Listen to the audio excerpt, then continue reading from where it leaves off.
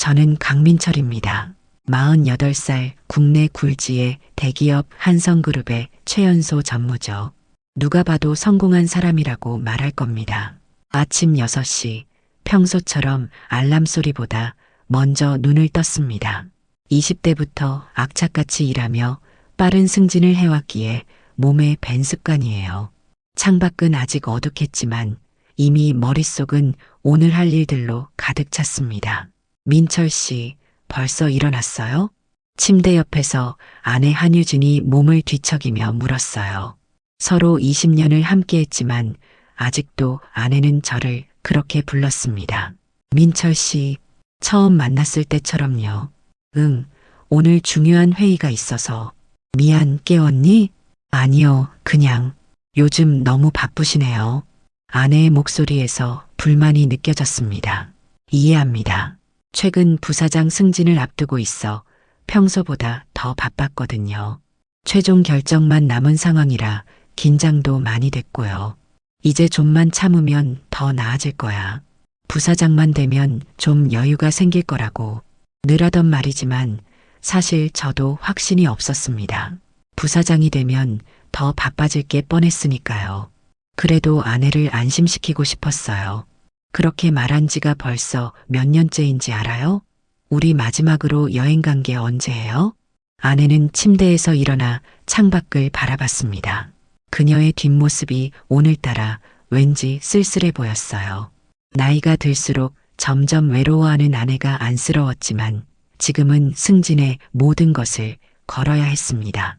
다음 달에는 꼭 시간 내서 제주도라도 다녀올게. 약속할게. 아내는 고개만 끄덕였습니다. 믿지 않는 듯한 표정이었지만 더 이상 말다툼을 하고 싶지 않았어요. 오늘은 미국 지사와 화상회의가 있는 중요한 날이니까요. 회사에 도착하자마자 연이은 회의와 보고가 시작됐습니다. 점심도 제대로 먹지 못한 채 시간이 흘렀어요. 오후 3시 사장님의 호출을 받았습니다. 민철 씨, 다음 주 뉴욕 출장 준비는 됐나? 네, 모든 준비 마쳤습니다. 이번 프로젝트만 성공하면 우리 회사의 미국 시장 진출이 확실해질 겁니다. 좋아. 자네를 믿네. 그리고 부사장 자리 기대해도 좋을 것 같아. 사장님의 말에 가슴이 뛰었습니다. 마침내 제 노력이 인정받는 순간이 다가오고 있었어요. 20대 평사원으로 시작해 이제는 부사장 자리까지. 가난했던 어린 시절을 생각하면 믿기지 않는 일이었습니다. 저녁 8시가 넘어서야 집으로 향했어요. 출장 준비도 해야 했고 아내와도 대화를 나눠야 했습니다. 그동안 많이 소홀했다는 걸 알았으니까요. 꽃을 사들고 현관문을 열었습니다. 유진아, 나왔어. 거실에서 아내가 노트북을 보며 앉아 있었어요. 제가 꽃을 내밀자 아내는 잠시 놀란 표정을 지었습니다. 웬일이에요? 꽃까지 사오시고. 그냥 요즘 내가 너무 바빴잖아. 미안해서. 아내는 꽃을 받아들며 미소를 지었지만 어딘가 어색했습니다. 평소와 다른 분위기가 느껴졌어요. 그나저나 내일 뉴욕 출장 가시죠? 몇 주 동안 안 보내요. 응, 3주 정도. 미안해, 길어서. 괜찮아요. 오히려 저도 좀 쉴 수 있겠네요. 아내의 말이 왠지 의미심장하게 들렸습니다. 하지만 별다른 의미는 없겠지 싶어 넘겼어요. 출국하는 아침, 아내는 평소보다 더 다정하게 배웅해 주었습니다. 출장 잘 다녀와요. 건강 챙기시고. 이상하게도 아내의 눈빛이 슬퍼 보였어요. 뭔가 말하고 싶은 게 있는 것 같았지만 서둘러야 했기에 깊게 생각할 겨를이 없었습니다. 그래, 잘 다녀올게. 돌아오면 꼭 여행 가자. 택시를 타면서 뒤돌아봤을 때 아내는 이미 문을 닫고 들어가고 없었습니다. 당시에는 몰랐죠. 이것이 우리의 마지막 작별 인사가 될 거라는 것을. 3주간의 뉴욕 출장은 성공적이었습니다. 미국 시장 진출을 위한 계약도 성사시켰고 현지 투자자들의 반응도 좋았죠. 서울행 비행기 안에서는 부사장 취임 준비와 앞으로의 계획을 구상하느라 잠도 제대로 못 잤어요. 아내에게 좋은 소식을 전하고 싶어 설레기도 했고요. 드디어 집이다. 12시간의 비행 끝에 인천공항에 도착했습니다. 아내에게 전화를 걸었지만 연결되지 않았어요. 아마 잠들었겠지 생각하며 택시를 타고 집으로 향했습니다. 강남의 고급 아파트 단지, 10년 전 무리에서 구매한 우리 보금자리였죠. 현관문 앞에서 비밀번호를 눌렀습니다. 삐삐삐, 오류음이 울렸어요. 이상하네. 다시 한번 눌러봤지만 여전히 같은 소리였습니다. 혹시 아내가 바꿨나 싶어 그녀의 생일로 시도해봤지만 역시 열리지 않았어요. 초인종을 누르자 안에서 발소리가 들렸습니다. 문이 열리고 낯선 남자가 나타났습니다. 40 정도로 보이는 그 남자는 제가 서 있자 의아한 표정을 지었어요. 누구세요? 당황스러웠습니다. 이게 무슨 상황인지 이해할 수 없었어요. 여기 제 집인데요? 아니요. 이 집은 제가 한 달 전에 매수한 집입니다. 순간 피가 마르는 느낌이었습니다. 어떻게 된 거지? 아내는? 집은 왜 팔렸지? 제 아내는요? 한유진이라고. 남자는 고개를 저었습니다. 모르겠네요. 저는 부동산을 통해 매수했고 전 소유주는 만난 적 없습니다. 얼떨결에 현관문을 나섰지만 머릿속은 혼란스러웠어요. 부동산으로 달려갔습니다. 우리 집을 중개했던 사무실이었죠. 아, 강 전무님, 출장 잘 다녀오셨어요? 사모님이 집을 파시더라고요. 뭐라고요? 어떻게? 제가 모르는데 집을 팔 수 있는 거죠? 위임장이 있으셨어요. 부부 공동 명의였으니까 가능했죠. 사모님이 남편이 알고 있다고 하셔서 정신이 아득해졌습니다. 은행으로 달려갔어요. 공동계좌를 확인해 보니 잔고는 00이었습니다. 모든 돈이 인출되어 있었어요. 증권사에 있던 주식도, 퇴직금 계좌도, 심지어 금고에 보관해둔 비상금까지 모두 사라졌습니다. 이게 무슨... 유진아, 아내에게 전화를 걸었지만 사용할 수 없는 번호라는 안내만 들렸어요. 그녀의 친구들에게 연락했지만 모두 연락이 끊겼다고 했습니다. 마지막 희망으로 경찰서를 찾았어요. 죄송합니다만 배우자 간의 재산 문제는 사기죄 적용이 어렵습니다. 민사로 해결하셔야. 경찰의 말은 들리지 않았습니다. 한순간에 모든 것을 잃었어요. 집도 돈도 아내도 20년간 함께한 사람이 어떻게 이럴 수 있을까? 배신감과 분노, 혼란이 한꺼번에 밀려왔습니다. 그날 밤 회사 근처 모텔에 머물며 멍하니 천장을 바라봤어요. 내일 회사에 가서 어떤 얼굴로 사람들을 만나야 할지, 어디서부터 다시 시작해야 할지 막막했습니다. 부사장 승진을 앞둔 사람이 이런 꼴이라니. 스마트폰을 열어 아내의 사진을 보았습니다. 마지막 여행에서 찍은 사진이었어요.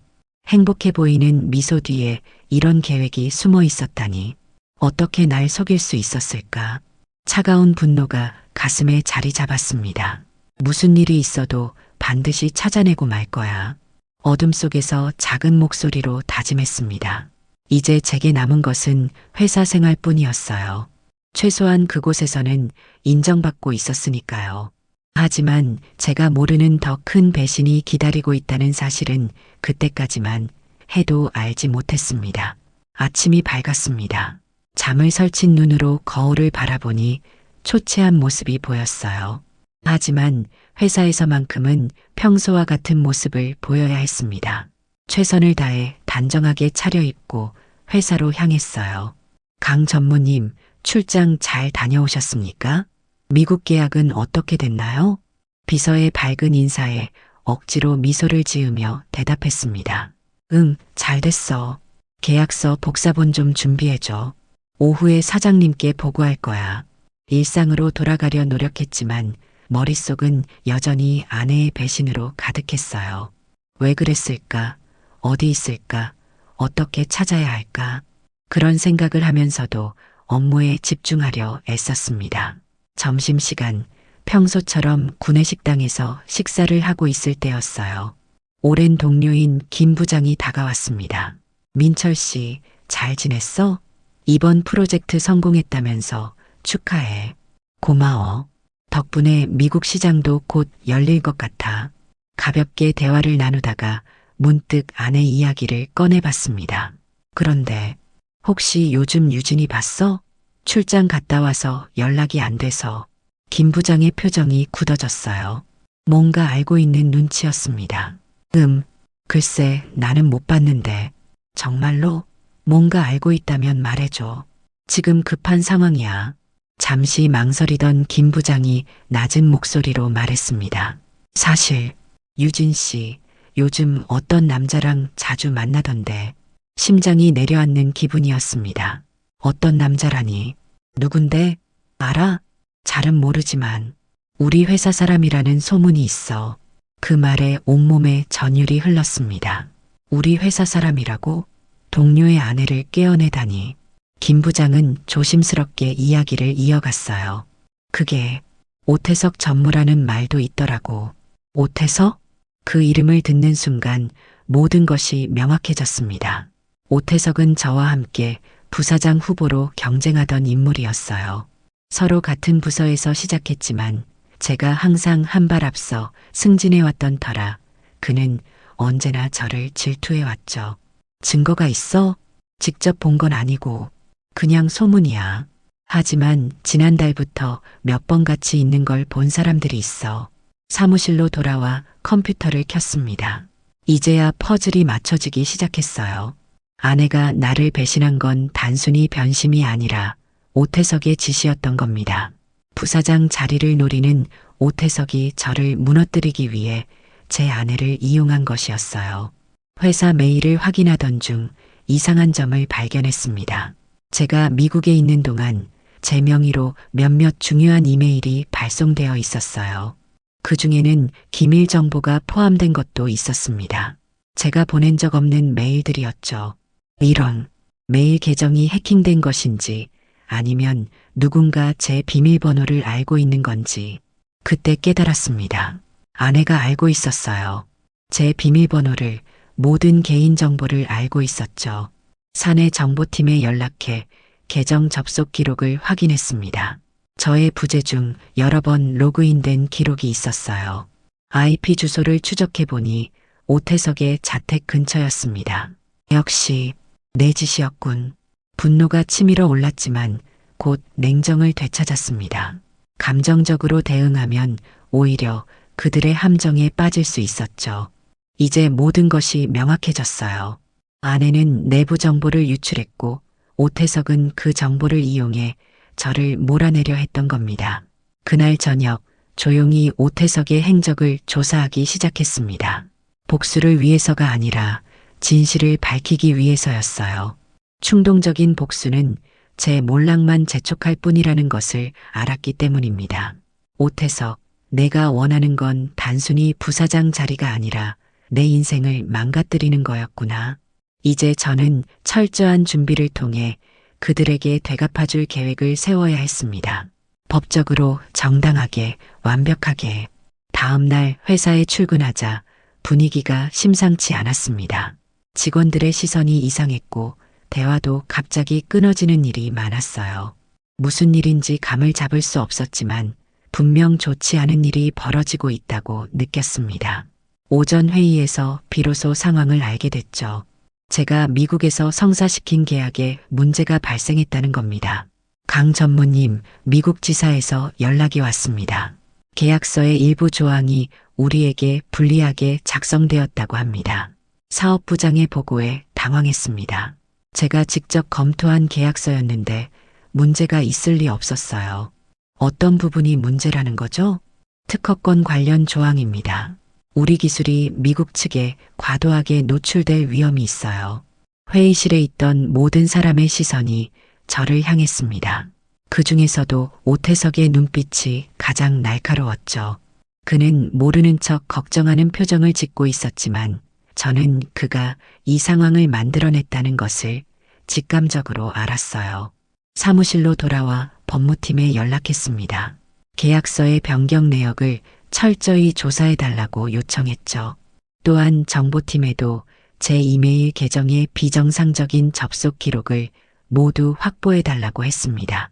사장님을 만나는 자리에서는 솔직하게 상황을 설명했어요. 사장님, 계약서에 문제가 있는 것은 사실입니다.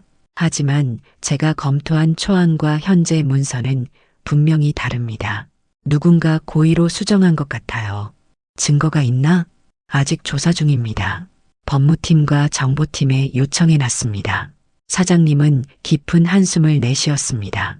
민철 씨, 자네를 믿고 싶지만 이번 일로 회사가 큰 손해를 볼 수도 있네. 부사장 승진은 잠시 보류해야 할 것 같아.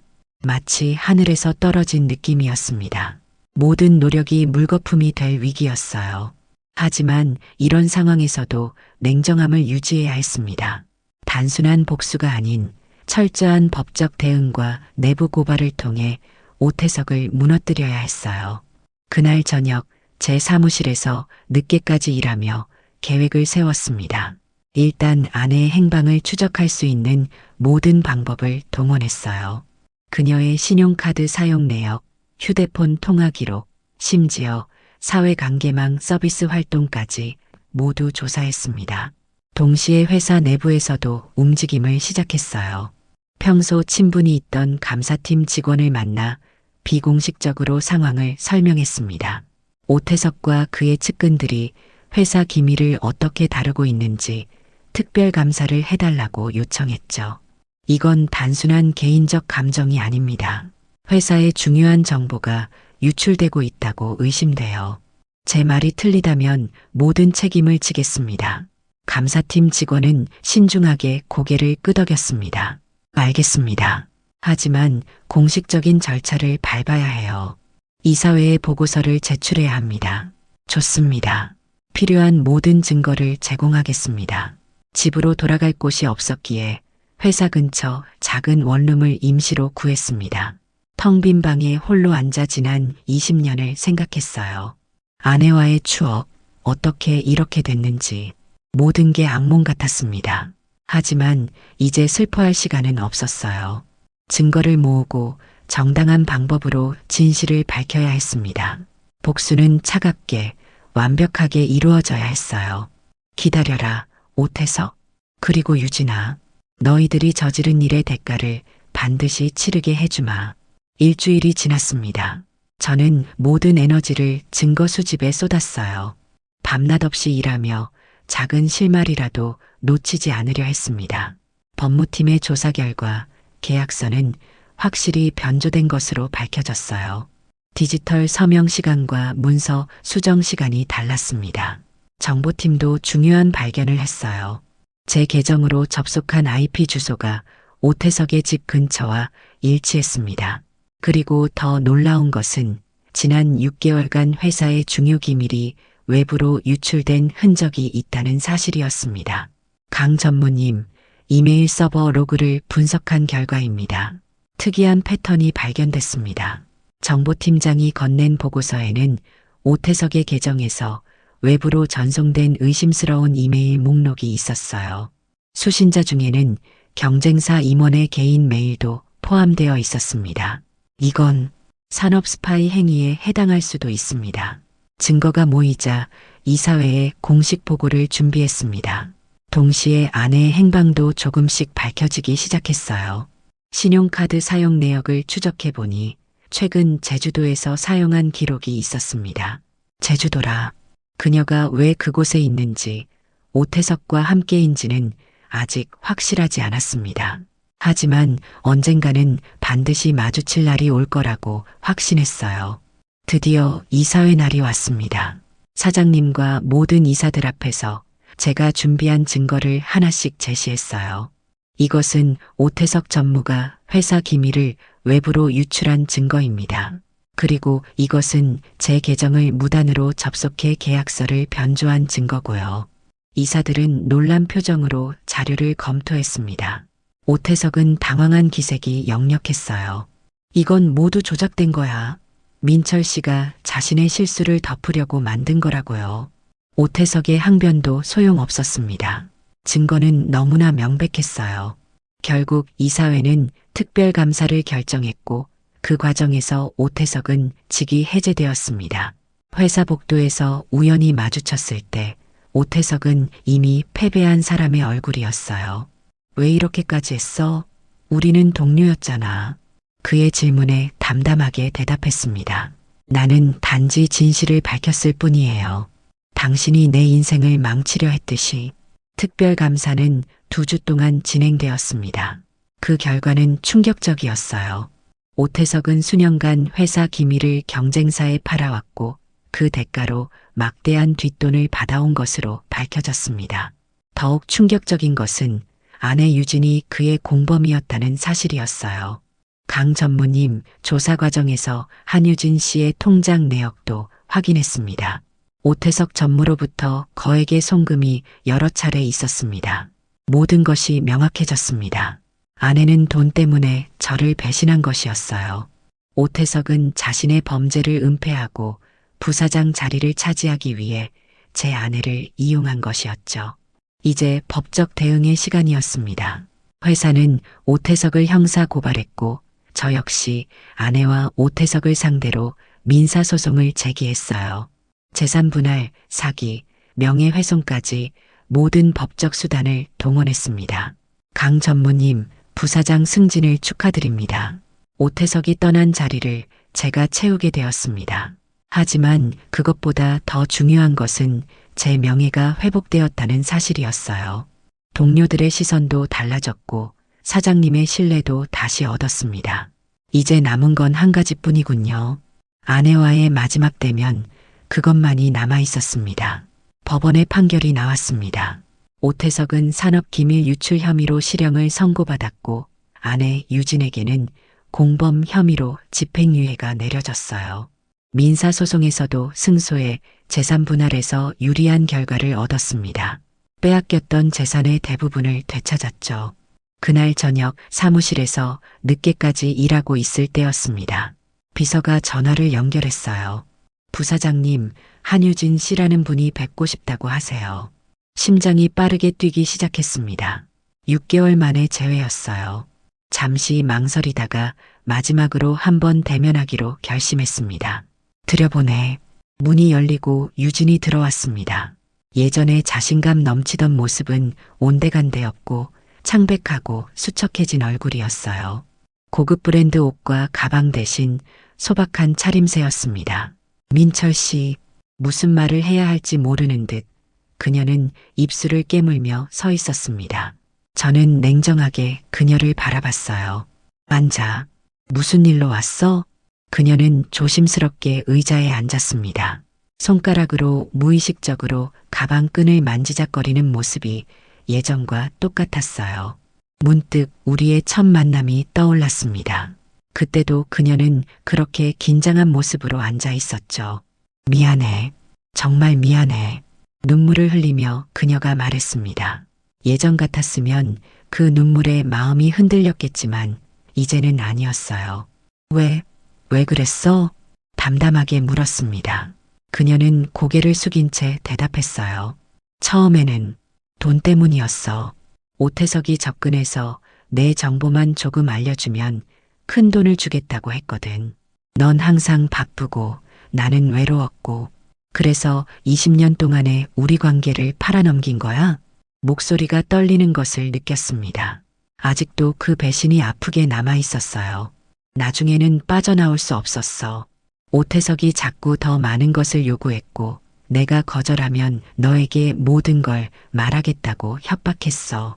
그럼 나한테 말했어야지. 왜 나를 배신했어? 그녀는 고개를 들어 제 눈을 바라봤습니다. 눈물로 얼룩진 얼굴이었어요. 두려웠어. 내가 날 떠날까봐. 그리고 시간이 갈수록 잘못은 커져만 갔고 침묵이 흘렀습니다. 창밖으로 서울의 야경이 펼쳐져 있었어요. 한때는 그녀와 함께 이런 야경을 보며 미래를 꿈꾸던 시간도 있었는데 지금은 모든 게 낯설게 느껴졌습니다. 우리 다시 시작할 수 없을까? 내가 정말 잘못했어. 용서해줘.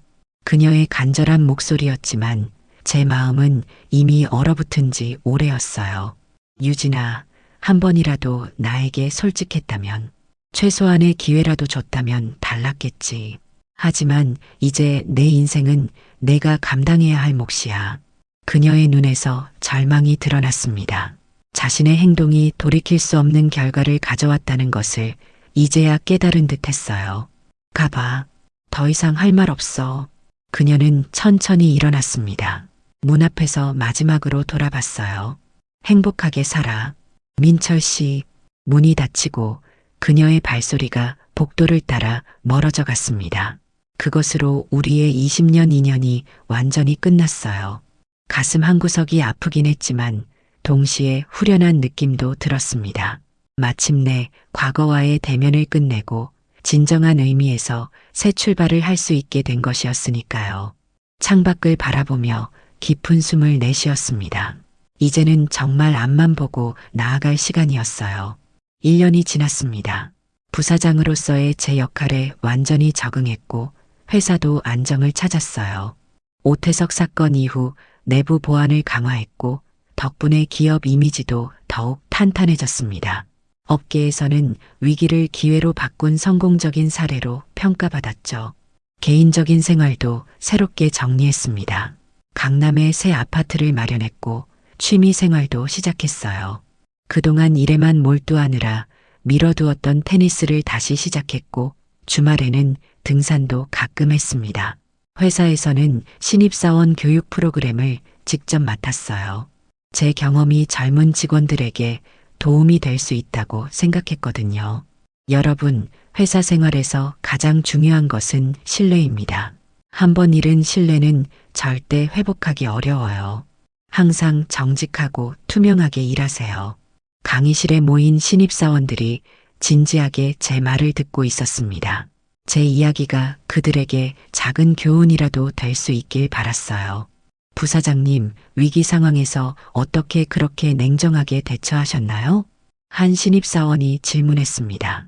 잠시 생각에 잠겼어요. 감정에 휘둘리지 않는 게 중요합니다. 복수심이나 분노는 잠시 해소될지 모르지만 결국 자신에게 해가 돼요. 법과 원칙 안에서 해결책을 찾는 것이 현명합니다. 그날 저녁 사장님의 초대로 저녁 식사를 하게 되었습니다. 회사 근처 한적한 레스토랑이었어요. 민철 씨, 오늘 신입사원 교육이 아주 좋았다고 들었네.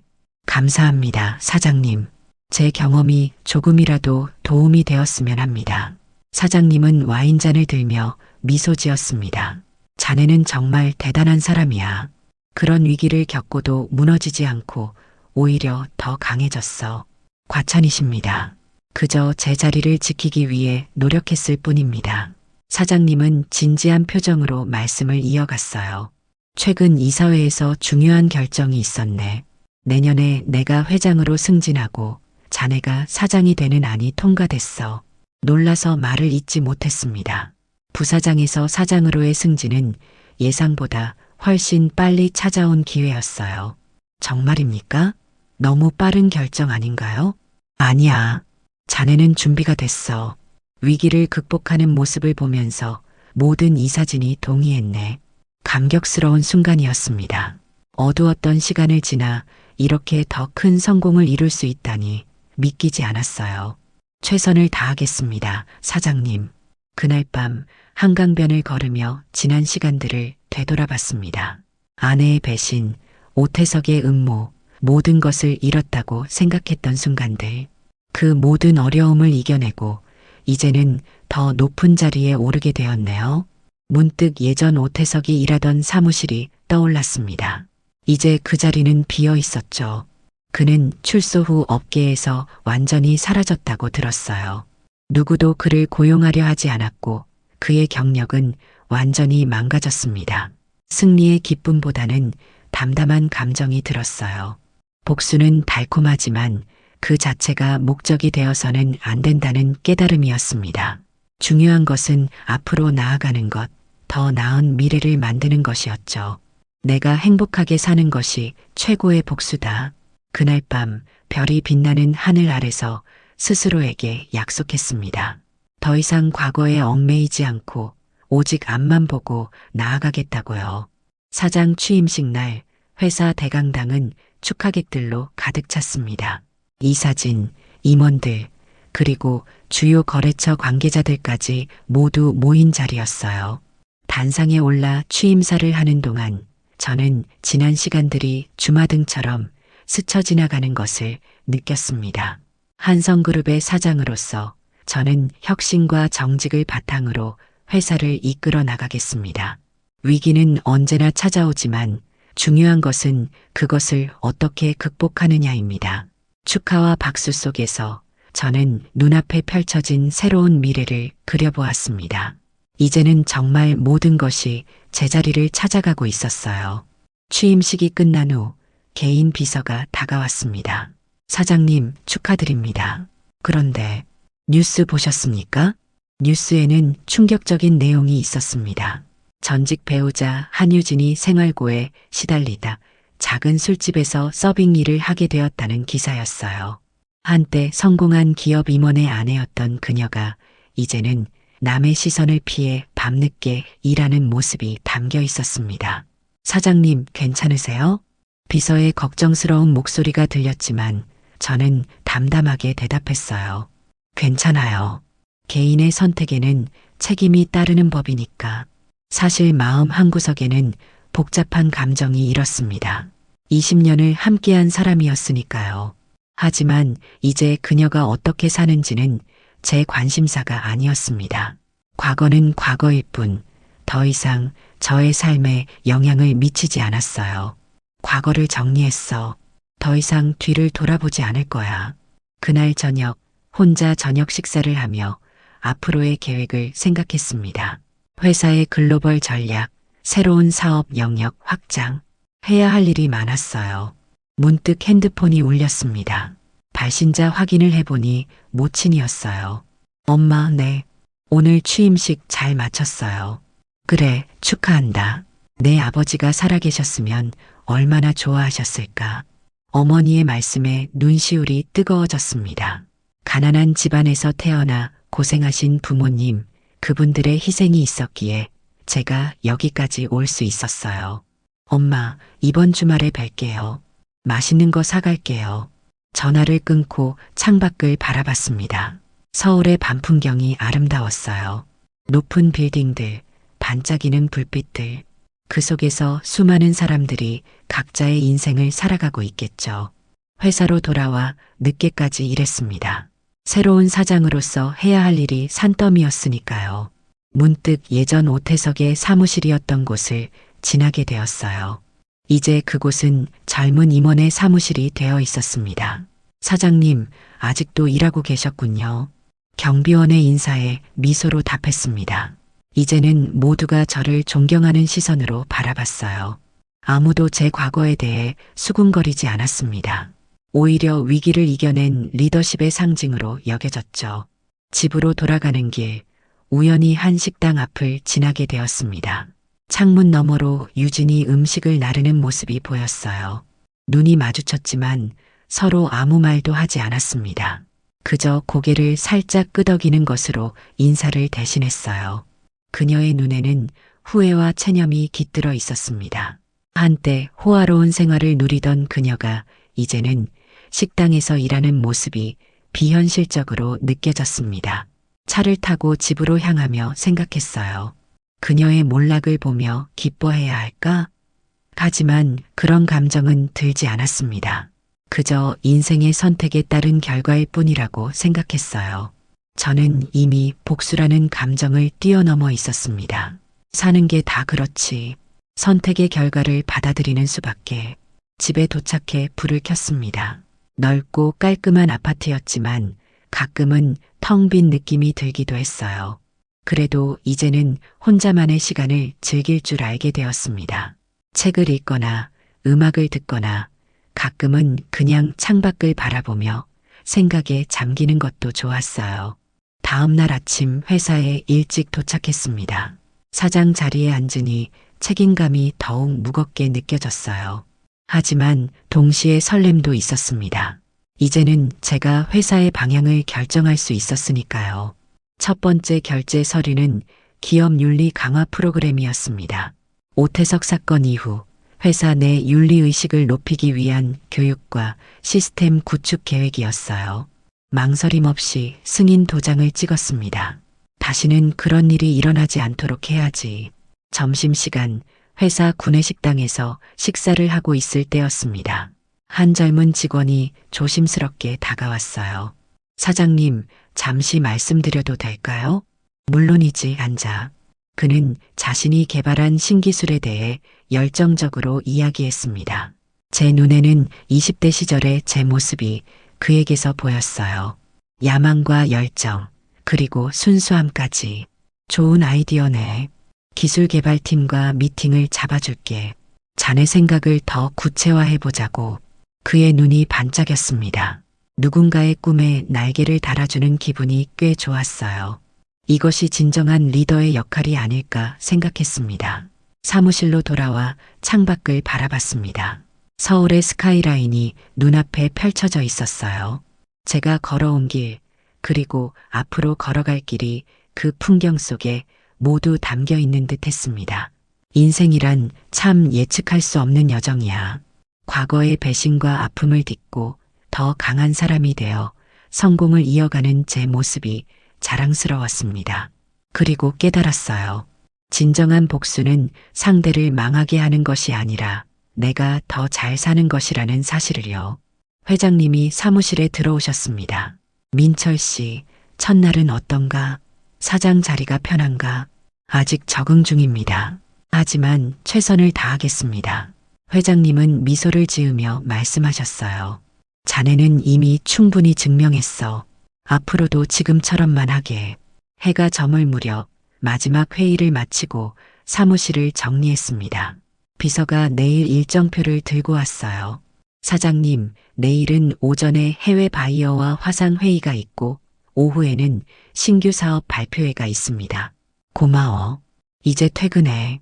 혼자 남은 사무실에서 잠시 생각에 잠겼습니다. 이제 제 인생의 새로운 장이 시작되었어요.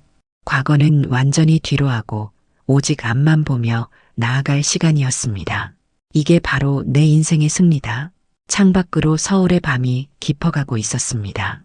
그 어둠 속에서도 빛나는 불빛들처럼 어떤 어려움 속에서도 희망은 존재한다는 것을 저는 이제 확실히 알게 되었습니다.